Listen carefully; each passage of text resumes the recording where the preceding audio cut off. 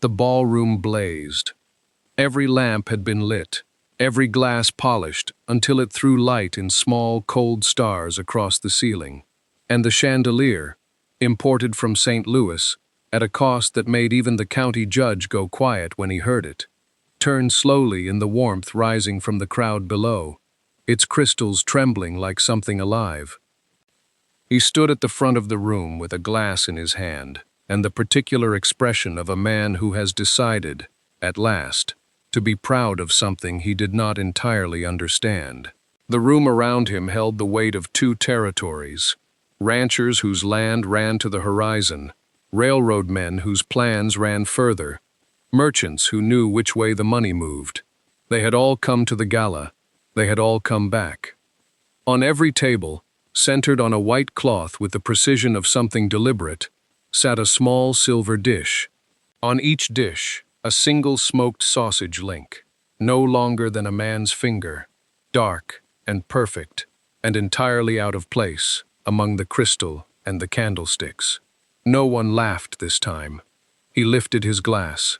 The room went still, in the way rooms go still, when they sense something is being settled.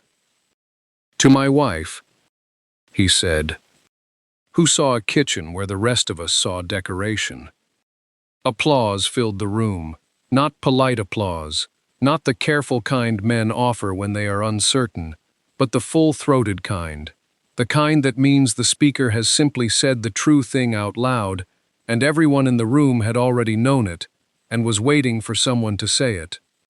She sat at the long table, composed, her hands folded, a faint smile at the corner of her mouth that had nothing to do with gratitude and everything to do with patience. In the breast pocket of her dress, barely visible, the edge of a small card, worn soft at the corners, covered in writing too fine to read from a distance, in a language most of the room did not speak. She had carried it from Kansas. She would carry it still. The narrator could leave the story here, in this moment of light and applause, and a man finally saying the right thing. It would be tidy. It would be satisfying. But a story only earns its ending if you have seen where it began, and this one began, as most things on the frontier began, with an expectation.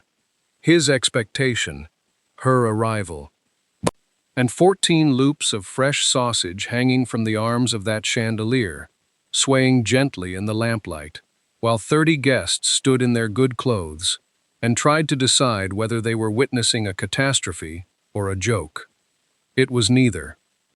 But no one in that room knew it yet, least of all the man who had built the ballroom, imported the chandelier, and sent for a bride he was quite certain he had already understood.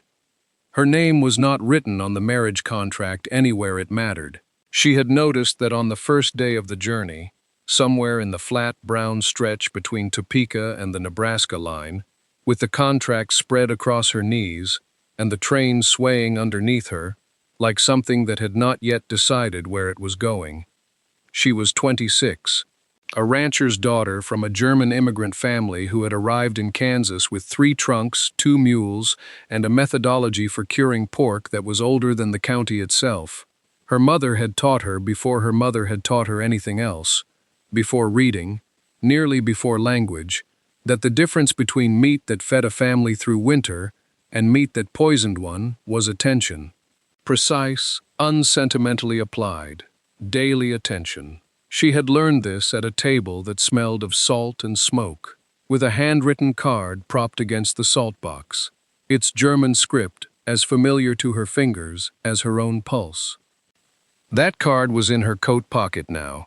She had read the marriage contract 3 times on the first day, twice on the second, once more on the third with a pencil she kept but never used, because she did not annotate what she already understood. The contract described a wife. It described a woman who would manage a household, maintain a respectable appearance, and represent the ranch family at public occasions. It described what she would receive: a room, a station, a degree of financial security. It described duties. It described her, in the aggregate, as a function. What it did not describe was her. It did not describe the way she could assess a curing room's humidity by standing in the doorway for 30 seconds. It did not describe the distribution contacts she had quietly built in the last 2 years of her father's declining health, supplying smoked meats to 3 merchants in Wichita under her father's name, because it was simply easier that way. It did not describe the particular quality of her attention, the way she filed what she observed and retrieved it later, accurately, without drama. It did not describe the 47 recipes she carried in her memory, of which the card in her pocket was only the first and most fundamental. The train pulled into Billings in the late afternoon, when the light fell sideways and golden across the platform, and made even the coal smoke look deliberate. She gathered her coat. She gathered her trunk. She stepped down onto the platform of a territory that did not know her, and considered, briefly, the distance she had traveled, not in miles, which were considerable, but in the other kind. She was not afraid. That was the thing the contract had no category for. She was not afraid, and she was not arriving to perform the woman described in those pages. She was arriving to work. The man sent to collect her was waiting at the far end of the platform, holding a sign with a name on it. Her name, spelled correctly, which she noted. The man holding the sign was not what she had expected, though she had been careful not to expect too much of anything. He was tall, well-dressed in the particular way of men who have decided that clothing is a form of argument. His coat was dark wool, well cut, and his boots had been polished that morning, and not since, which told her something about how long he had been waiting, and how little he intended to show it. He folded the sign with one clean motion when she approached, as though the sign had been a temporary concession to practicality, and he was glad to be done with it. He looked at her the way she had expected him to look at her, carefully, and with the particular stillness of a man recalibrating. She had flour on her traveling coat. She knew this. She had spent the last hour of the train journey reviewing her mother's recipe for smoked metwurst, tracing the process in her mind, the way other women might count rosary beads, and she had not noticed until Billings that she had picked up the habit of touching her coat pocket, and in touching it, had transferred a ghost of the flour that still lived in the weave from 3 days prior, when she had baked bread in her father's kitchen for the last time. She did not brush it off. There was no point now. He took her trunk without asking. That was something. The ride to the ranch was conducted largely in silence, which suited her well enough. The valley opened around them as they traveled north, wide and golden in the autumn light. The kind of land that made a person understand immediately why someone had decided to stake a life here. She watched it without comment, filing it the same way she filed everything, not for sentiment, but for use. He showed her the cattle first. 1,500 head, he said, and the number carried in his voice the particular weight of a man who has worked hard for a thing and would like that work acknowledged. She looked at the cattle. She estimated the weight of the nearest steer with the casual accuracy of a woman who had grown up doing exactly that, and she said nothing, because what she was thinking was not what he was inviting her to think. He showed her the land next, then the house, then the ballroom. He opened the doors himself, which told her how proud he was of it, and the chandelier caught the last of the day's light and scattered it across the ceiling in a way that was genuinely lovely. She could see what it had cost. She could see what it meant to him. This room, this statement, this idea of the life he intended to build, and the wife he intended to install at the center of it. She looked at the chandelier for a long moment. She noted the warmth rising from the lamps. She noted the height of the ceiling, the spacing of the arms, the quality of the air. She said, "It is a beautiful room." And she meant it, just not entirely in the way he heard it. The wedding supper came and went like weather, formal, heavy, and soon over. The guests moved from the dining room in a current of good wool and tobacco, and he led them to the ballroom doors with the quiet ceremony of a man presenting an argument he already knows he has won. He had mentioned the ballroom twice during supper, both times obliquely, which meant he had been thinking of it all evening. She had noticed. She noticed most things. He opened the doors. 30 people drew breath at once. The chandelier had been lit. Every lamp, all of them, and the effect was not subtle. Light broke across the ceiling in long arcs, caught the plaster molding, found the polished floor, and doubled itself there in a warm, wavering mirror. The railroad investors leaned forward. The county judge said something appreciative that was swallowed by the general murmur.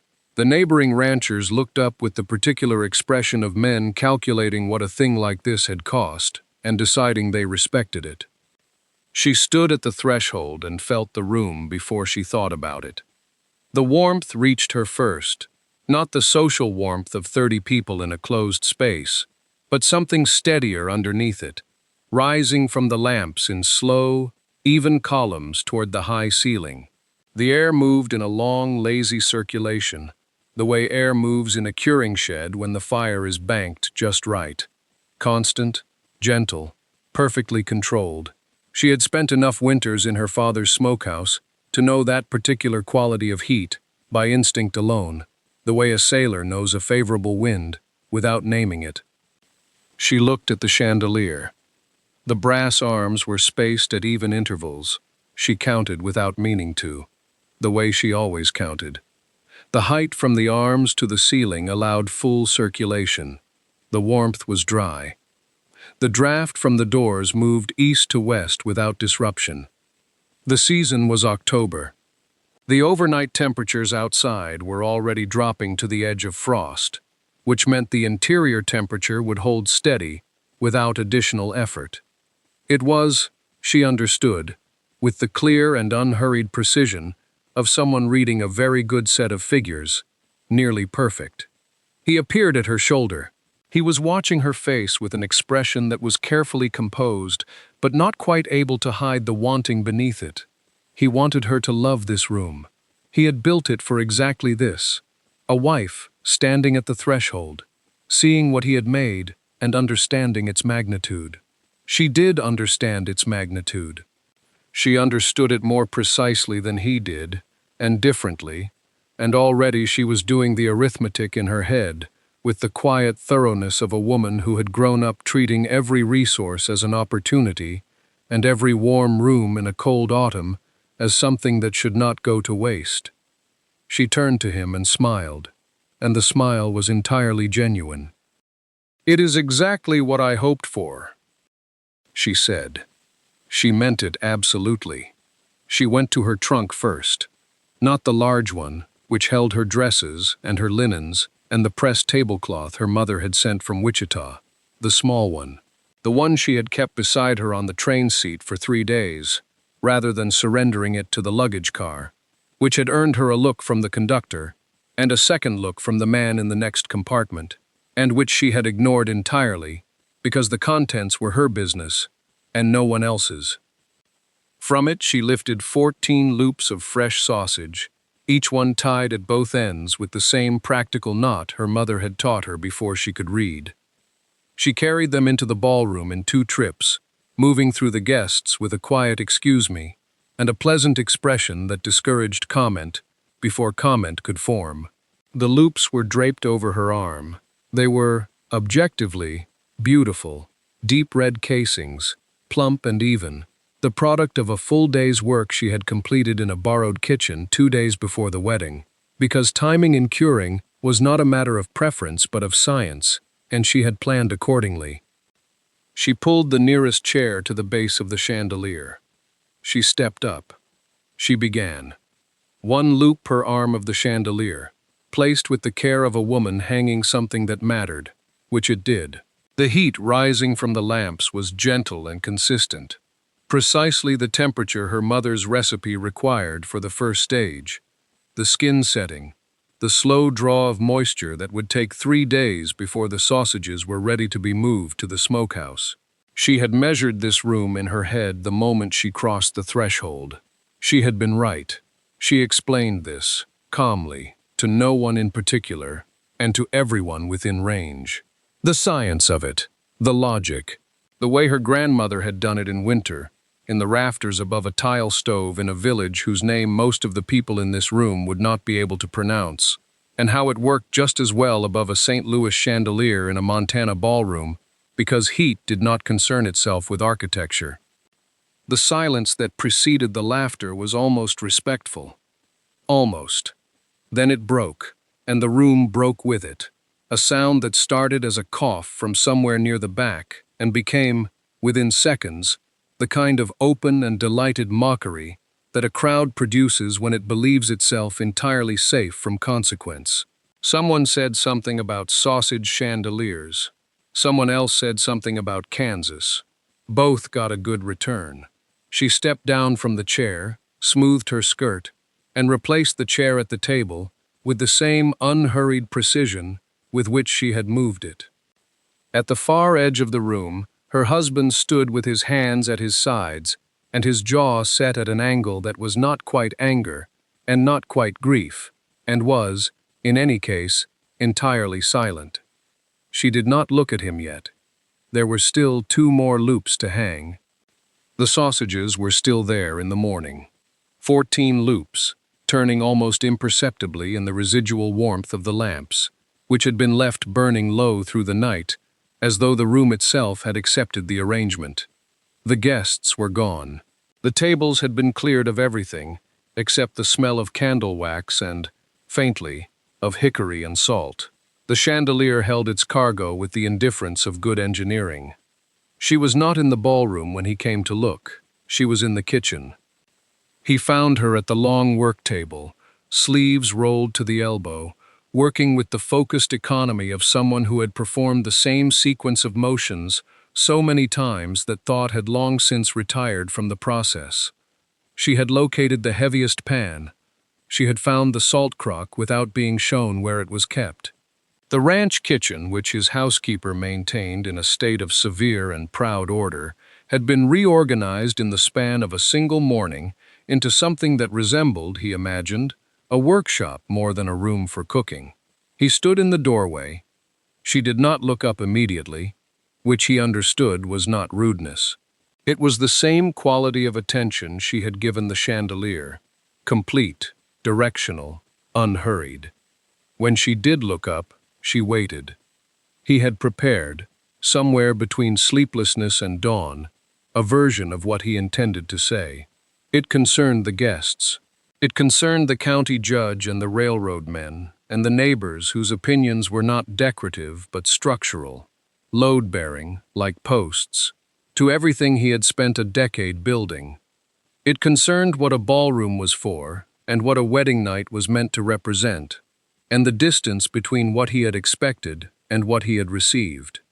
He said, instead, "That cannot happen again." Not cruelty, not precisely, but the pride in it was cold enough to function as one. She set down what she was holding. She reached into the front pocket of her coat, which hung on the peg nearest the door, and she had put it there herself. That detail registered on him the way small wrongnesses do, and she drew out a card. It was small. The paper had been folded and unfolded enough times to have gone soft along the creases. The writing on it was dense and slanted, and in a language he did not speak, in an alphabet he could read only partially, in an ink that had faded to the particular brown of something kept close to the body for a long time. She held it out, not offering it exactly, presenting it. He did not take it. He looked at it. She did not translate. She did not explain. The card stayed between them in the kitchen air, the way a deed stays on a table, waiting not for words but for the slower work of comprehension. Outside, the autumn light moved across the valley floor without asking anyone's permission. He did not sleep well that week. That much could be said plainly. The gossip moved faster than freight, as gossip always does in a territory where the distances between people are long enough to make news valuable. By the 3rd day, the story had reached Billings, not the honest version, not the version with context or craft, but the version that travels well, the one where the grand ballroom chandelier drips with sausage, and a rich man stands in his own monument to ambition, looking like a man who has been handed a boot instead of a gift. That version was funnier. That version was the one people repeated over supper. The county judge, a man with the broad, flat smile of someone who has spent years watching the prosperous stumble, found occasion to ride out on the fifth day on business. That was not, in any substantial way, business. He sat in the parlor and drank coffee and said nothing directly. He did not need to. The smile did the work. It sat on his face the whole half hour, like a dog that had been told to stay, patient and pleased with itself. And when he left, he shook the husband's hand with a pressure that was 1 degree past cordial. The pressure that says, "I am remembering this," and rode back toward town at a pace that suggested satisfaction. 2 neighboring ranchers found reasons to stop by that week as well. The husband endured it. He was practiced at endurance. The ranch had required it of him since before he had words for the concept. He stood in his own rooms and received the pointed silences and the sidelong glances with the posture of a man who has built something and will not be seen flinching in front of it. But endurance is not the same as ease, and he felt the cost of each visit in the particular tightness across his shoulders that had no physical cause. What he had not anticipated was watching her during this. He had expected, in the private arithmetic of the humiliated, that she would sense the damage and soften, not apologize perhaps. She did not seem built for apology, but adjust, recalibrate, show some evidence that the social weight of what she had done had registered on her in the way that social weight is supposed to register, as consequence. She did not. She checked the sausages with the same precision she had brought to hanging them, making small notations in a ledger she had produced from somewhere, and which he had not known she owned. She examined each loop in the chandelier light, his chandelier, his St. Louis glass and brass, with the focused attention of a craftsman taking inventory. She slept. She ate with appetite. She was not performing comb. It was not theatrical. It was simply her ordinary state, and that, more than the laughter from Billings, more than the judge's smile, was what settled into him, like cold water, finding the level ground beneath everything else. She was not waiting for his verdict. She had already moved on to the next thing. She rode to Billings alone on a Tuesday, which was itself a statement, though she did not make it as one. She had simply looked at the calendar, the hand-drawn kind she kept folded inside the back cover of her ledger, and decided that 2 weeks was long enough for the first cure to reach its proper finish. Not almost finished, not close enough, finished. She knew the difference by touch and by smell, the way her mother had taught her, and her mother's mother before that. A knowledge so old it had stopped being knowledge and become instinct. When the instinct said ready, she packed 14 links in a cloth-lined crate, bridled the gray mare without asking anyone, and took the road east toward the railroad town, as if it were the most ordinary errand in the territory. The general store sat at the end of the main street, between a land office and a harness shop, its sign weathered down to bare wood on one side. She tied the mare to the post, carried the crate inside, and set it on the counter in front of the owner, with the directness of a woman who had not come to be charmed. He was a man of about 50, mustached and cautious, who had heard the story. Everyone along the Yellowstone had heard the story, and whose expression when she walked in said plainly that he had already decided what she was: a novelty, a rich man's eccentric bride who had embarrassed her husband and was now, presumably, here to embarrass herself further. She let him finish forming that thought. Then she opened the crate. The smell reached him before the price sheet did. She watched him register it, the deep wood smoke and salt complexity of it, the particular sweetness underneath that came from the spice blend her mother had guarded like a land deed. And she watched the caution in his face shift just slightly, the way a scale shifts when the weight is more than expected. She placed the price sheet on the counter beside the crate, neat columns, precise figures, written in her slanted hand that still leaned German at the capitals. He agreed to 10 links. He said it the way a man says something he believes is generous, a small concession to a persistent woman. She thanked him without warmth or injury and drove home. The narrator notes, with the satisfaction of someone reviewing an account already closed, the 10 links sold in a single afternoon. By the time the sun touched the mountains west of the ranch, there was nothing left to sell. The storekeeper sent a boy with a note the following morning, asking for 20 more by end of week. And his handwriting, the narrator observes, was notably less casual than it had been the day before. She read the note at the kitchen table, made a mark in the ledger, and began calculating how many pounds of pork the ranch could spare through the winter. Her husband did not yet know any of this had happened. He found out from the storekeeper. Not from her, not over supper, not in passing, not with any of the small courtesy that a wife might extend to a husband who had, after all, provided the pork. The narrator pauses here, with the precision of someone noting a discrepancy in the books. She had not deceived him. She had simply not yet required him to know. There is a difference, and the difference matters. He had ridden into Billings on ordinary business, a question about fence wire, a word with the land office, and the storekeeper had shaken his hand with a warmth that was new and slightly disorienting. Said he'd been meaning to send word, said the sausages had gone in an afternoon, said he'd ordered 20 more, and could she manage 40 by month's end, if the demand held, which he believed it would. Said all of this with the satisfied air of a man reporting good news to a partner, not delivering a surprise to a husband. He had listened without expression, thanked the man in the voice he used for courthouse steps, and walked out into the cold street. The narrator notes that he sat on his horse for a full minute before pointing it toward home. What occupied him on the ride back was not anger, or not only anger. It was something more complicated and less comfortable. The recognition that she had moved in his world, through his town, past his acquaintances, and built something, and he had not known it was happening. She had not hidden it out of malice. She had simply not assumed his awareness was necessary to her progress. He was rehearsing sentences as the blue dusk settled over the valley, measured sentences, some of them reasonable, some of them not, when he saw the firelight.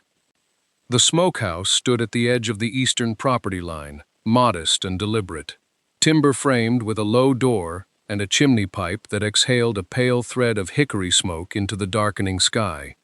He had approved the structure without fully registering what it meant. He understood now what it meant. She was inside, visible through the open doorway, firelight moving across her face and the white apron she wore over her coat. She was working, not performing work, not arranging it for an audience, simply working, absorbed and unhurried, checking the racks with the methodical attention of someone who has done this since she was old enough to hold a hook. He did not call out to her. He did not announce himself. He stopped his horse a few yards back, dismounted quietly, and stood in the doorway with the cold at his back and the warmth of the fire reaching him in careful degrees. He watched. The narrator says nothing more about this moment. Some silences, it turns out, are their own accounting. The smokehouse had been built in October. By March, it had outgrown itself. She didn't announce this. She didn't present him with a complaint or a petition. She simply appeared one morning at the desk in his study, the one he used for ledgers and land correspondence, set a folded letter on top of whatever he was reading, and waited. He looked at the envelope first. Chicago postmark. A name he recognized. One of the railroad company's purchasing agents. A man who moved tonnage across 6 states and did not write personal letters to anyone he did not consider worth writing to. He read it. The letter was precise. It asked about volume, frequency, transport arrangements, and the preservation method used to maintain quality over long haul. It used words like contract and initial order and favorable terms. It was not an inquiry from a man browsing. It was an inquiry from a man who had already decided and was now arranging logistics. He set it down.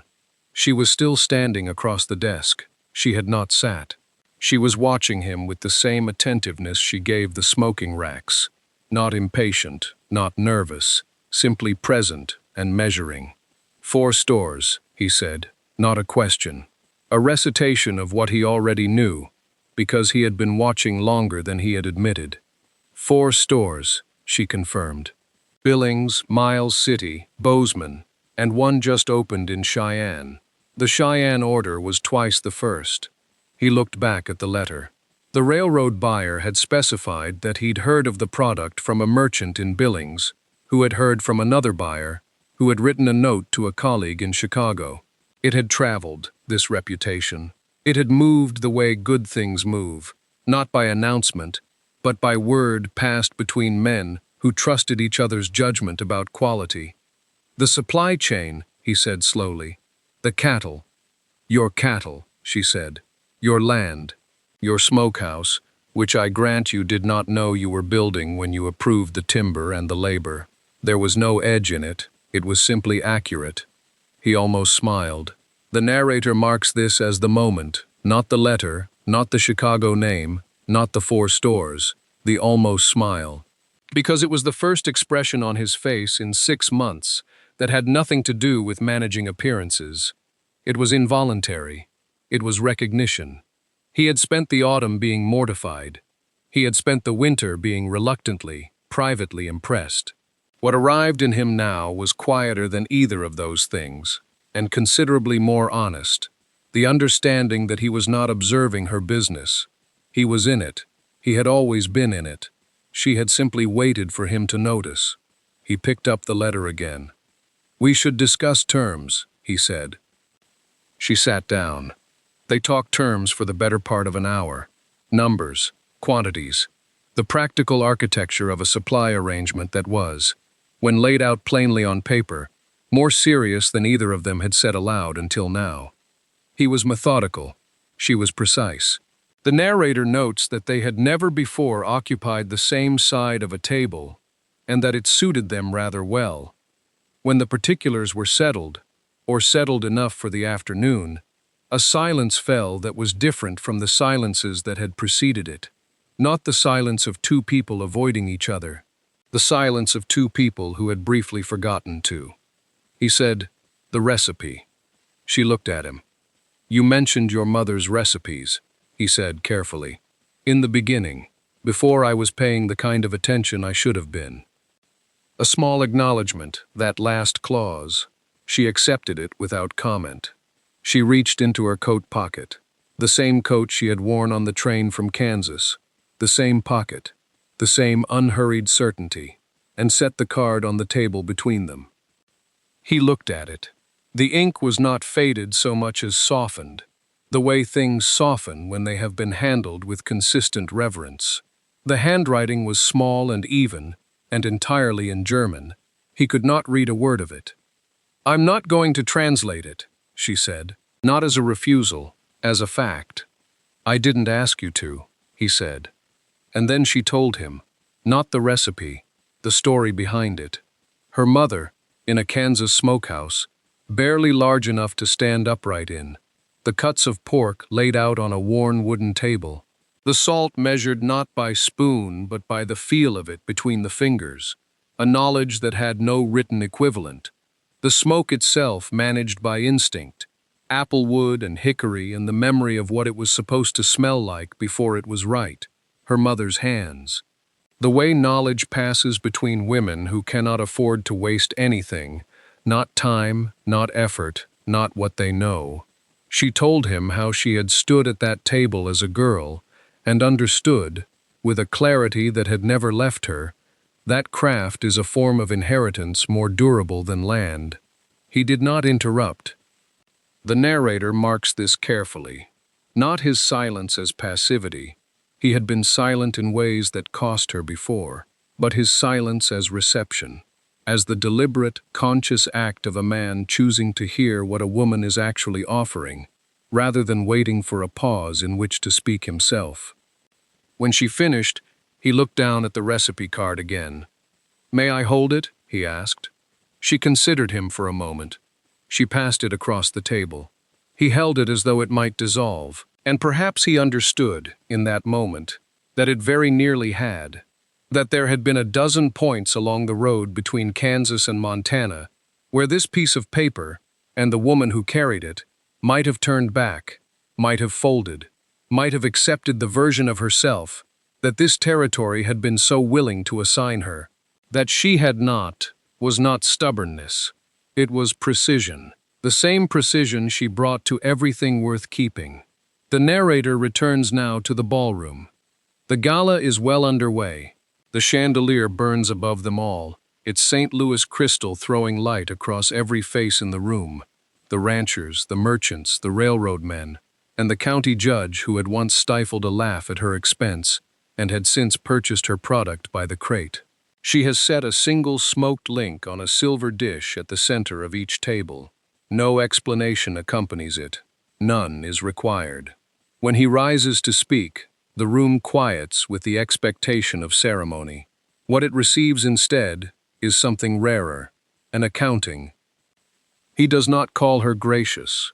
He does not call her a credit to the ranch.